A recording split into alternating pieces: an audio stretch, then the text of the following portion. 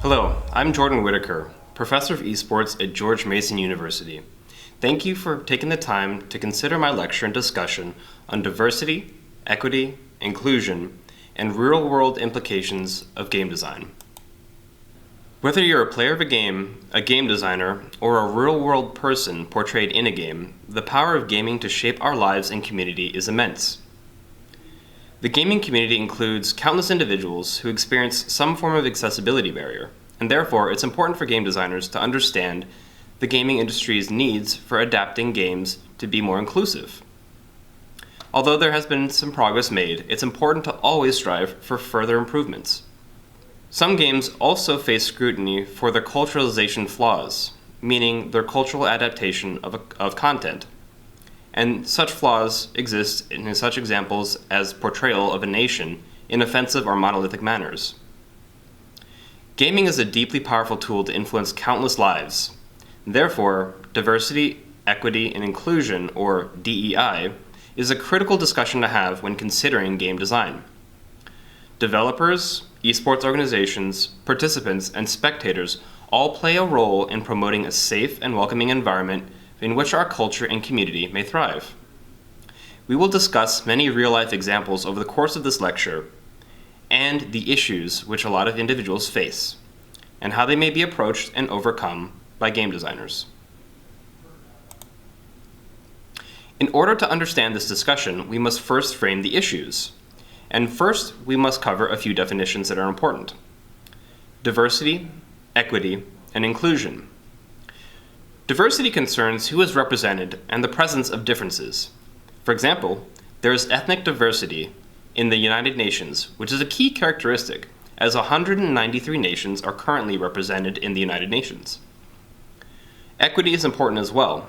It's not to be confused with equality. Equity concerns the outcomes, such that fair treatment, regardless of circumstance, promotes equal end results. For example, the Americans with Disabilities Act, or ADA, was created to help ensure individuals with disabilities have equal access to public spaces. And inclusion, which concerns the welcomeness of diverse individuals in such a way that is genuinely inviting and enables those individuals to participate fully and meaningfully. For example, historically black colleges and universities, or HBCUs, are being involved in intercollegiate academic and sports organizations. That's an effort for inclusion. First, let us take a look at our first DEI case study. Traditional sports offers many historical models from which esports may learn. Inequity and lack of inclusion in the traditional sports industry provides a lot of examples for how the growing esports industry can avoid similar pitfalls and issues. Game developers are a critical contributor to how open and welcoming the competitive space for gaming can be. The environments created during game development set the standards for what is normal and acceptable, including how a game approaches DEI concerns. Our example that we'll focus on in this lecture is the U.S. women's national team for football, which has historically experienced severe pay differences when compared to the men's U.S. soccer team. Wage discrimination was highlighted by several top U.S. women's national team players in 2016, citing earnings of around 40% of that of men's. Despite consecutive FIFA World Cup titles and a history of success at the highest levels of competition, the U.S. Soccer Federation and FIFA awarded only a fraction of the monetary compensation that the men's team received for achieving far less success. Women received a $110,000 bonus for winning the 2019 World Cup, whereas the U.S. men's team would have received $407,000 had they won in the year 2018. The 2018 Men's World Cup winning team was awarded $38 million. Compare that to the 2019 Women's World Cup winners, who only received a prize of $4 million. In 2022, the World Cup prize pool for 32 men's teams was a whopping $440 million, with $42 million going to the winning team. By contrast, the 2019 Women's World Cup prize pool for 24 teams was only $30 million, less than the prize award for the winning team in the 2022 Men's World Cup Finals. But how can game designers influence the real-world gender disparity? Well, It starts with the making of games and representation in them. FIFA 23 has offered professional club-level women's teams for the first time ever. Representation and inclusion of women in the foremost gaming titles is very important. FIFA 16 added women's international teams for the first time as well. In terms of DEI considerations, EA Sports and FIFA have released the game series of FIFA every year since 1993. One might be tempted to ask, what took them so long? Well, for future game designers, that is an important consideration to make. Representation and inclusion in game development going forward is very important to remember and consider. The US women's national team has had success several years since the game title has been in existence, but they've rarely been depicted or even mentioned in the game series. Why should successful teams which inspire generations of players be excluded from our most critical forms of cultural expression and entertainment? Only a couple leagues for women are featured in FIFA 23, and this is the first time a female player has appeared on the cover of the title's global release, and that is that of Sam Kerr from Australia, playing for Chelsea FC Women. Game developers are in a position to be leaders and set good examples in the fight for equality and inclusion. Next, we move our discussion toward different types of accessibility issues. Game developers should have a familiarity with types of accessibility issues, which may be present for their very diverse audience. Physical disabilities, cognitive disabilities, and socioeconomic environment all play a role in whether or not somebody has access to and can enjoy games which are designed. Societal ostracization about what a sport or an athlete is often adds compounded discrimination against gamers with physical disabilities. For some, gaming is their sport, and gaming can be a very competitive activity. Where sports may often be a dividing and inaccessible realm for many, esports provides opportunities for people. Opportunity to be competitive, opportunity to learn new skills, and to meet others and socialize, to stay motivated, and to have fun and enjoy life. Some people are confined to their homes or hospitals, and they have even more difficulty being a part of mainstream sports. But esports provides that critical opportunity. And as game designers, understanding this population and how you can accommodate them is really critical. Society has also trivialized video gaming as a waste of time and being unimportant. But to many of us and individuals with accessibility issues, gaming has the power to drastically improve our quality of life.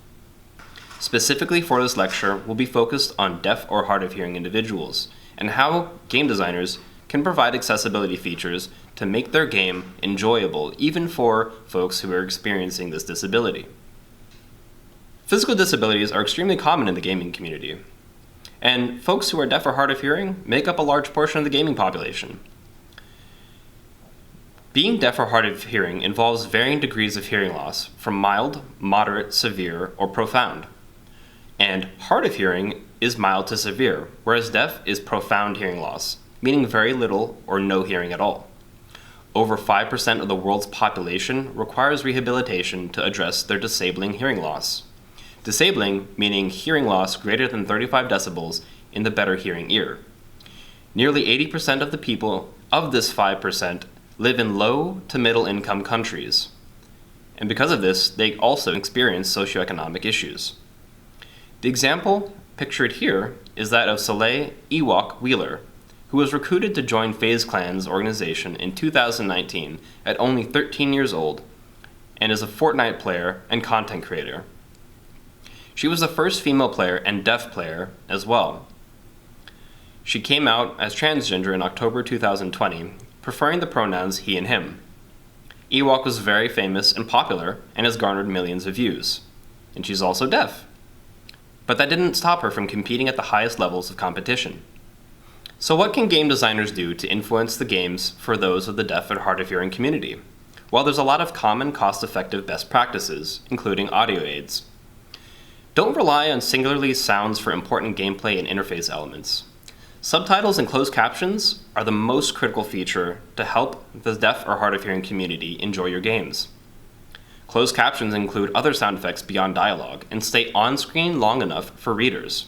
The text size is advised to be larger and not below 28 pixel font, or at least 46 for subtitles.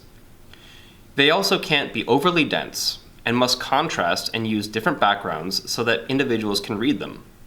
The ability to customize an interface in a HUD in order to have different font styles is important as well. As a game designer, you should prioritize function over the branding and theme of the game, because some people just need to be able to experience the game overall. Always indicate who or what is making the noise in the game, and allow for individuals to understand the manner in which a noise is being portrayed. For example, something is either scared, or a noise was made in a sleepy manner.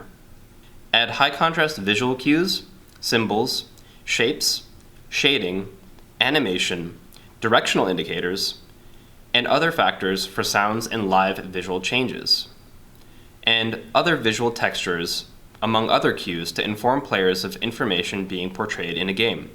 For example, an arrow with an indicator showing the direction in which a noise was made. Make a lot of the things in your game options and customizable settings as well, if possible. While it may seem daunting, the design features needed to capture a more full audience are actually not that complicated. Games may be intentionally designed for a broader audience base or for a specific and often excluded population. For example, you may design a game which is free to play and cross-platform. This has the potential to capture a broader audience because it doesn't exclude those with limited financial means.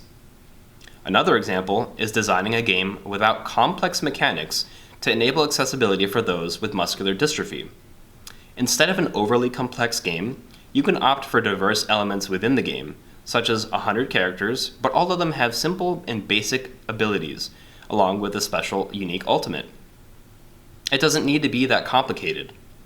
Games don't need to be tailored too heavily for disabled populations to be playable. Sometimes accessibility is as simple as a few adaptive settings and options. Being able to remap buttons is always important because there are also external hardware such as the Xbox Adaptive Controller, which provides many individuals with options for how to enjoy their favorite games. Consider the fact that when you design a game, your buttons should be remappable so that these types of external hardware can also be enjoyed by individuals with specific needs. Next, our discussion considers culturalization in game design. Game designers and developers are actually caretakers of our culture. Culturalization in game design concerns the adaptation of content of a game to portray other cultures in geographic areas with respect to authenticity. It's often a sensitive and very difficult practice. Imagine respectfully capturing multicultural societies and designing authentic experiences and landscapes and crafting a representation of something or someone in reality. It's not simple at all. Take, for example, Ubisoft's Ghost Recon Wildlands. The game is thematically stellar, with a compelling story and sprinkles of real opportunities to learn history and culture. Ubisoft sent a 30-person design team in 2012 to study Bolivia and its landscape, as well as spending thousands of hours taking photos and film. They input a lot of elements of real topographic features, historical sites, and cultural aspects of Bolivia as a country.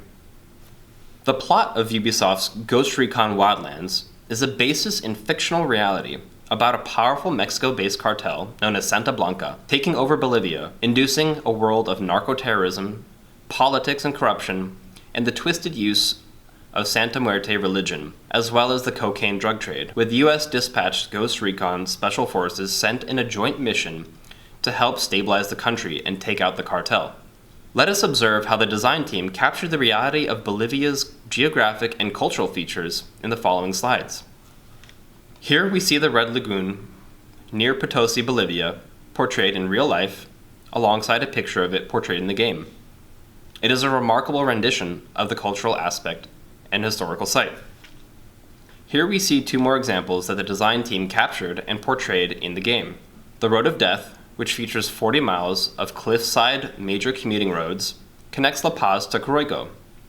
And here we see the train graveyard outside Uyuni, Bolivia, also captured well by the design team. This next graphic portrays the U.S. Special Forces approaching a hostage situation in a town.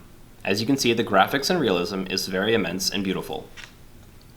However, because it is a culturalization and an adaptation of content portrayed in real life, Ubisoft's Ghost Recon Wildlands was met with some backlash by the Bolivian government. The French embassy in the Bolivian capital of La Paz was contacted by the Bolivian government with a formal complaint filed that Ubisoft's game depicts Bolivia as a violent narco state, citing that the government has the right to pursue legal action as well. Ubisoft responded that Tom Clancy's Ghost Recon Wildlands is a work of fiction similar to movies and TV shows, and that Bolivia was chosen because of the beautiful landscape and the magnificent culture that exists within Bolivia. However, you can clearly see that game designers have to take a lot of care for how they portray someone or somewhere in the world. Although something might be a work of fiction, respect and care for the culture involved is very important to consider. Finally, let us reflect on this lecture and how gaming is such a powerful tool that we have to design games with care. Here's some takeaways and some key factors to remember. Always allow for player feedback. Understand the gaming community and its needs, as it's a very diverse space indeed. Provide manuals in-game and online, and make sure information on your game is very accessible. Game developers also must provide contact information and support mechanisms in order to assist players. Always consider diversity and inclusion when arranging for playtesters. Will people of different backgrounds and identities be able to enjoy the game and feel represented? That's an important thing to consider. Contemplate the effects of simplicity on design features. Does a setting offer a competitive advantage to either the disabled or those without a disability? Center your efforts in game design on balance. And accessibility is not static and is broad. There may be needs to address accessibility for unique audiences, such as those with speech disabilities, if your game requires talking. In-game actions or themes which touch on sensitive subjects or involve aspects contrary to societal moral norms must include external consultation, as well as education for employees, in order to help provide an appropriate execution for a game's design. Don't forget, game designers and developers are in a key position to be leaders and set good examples in the fight for equality and inclusion. Thank you very much, and best of luck on your game designs.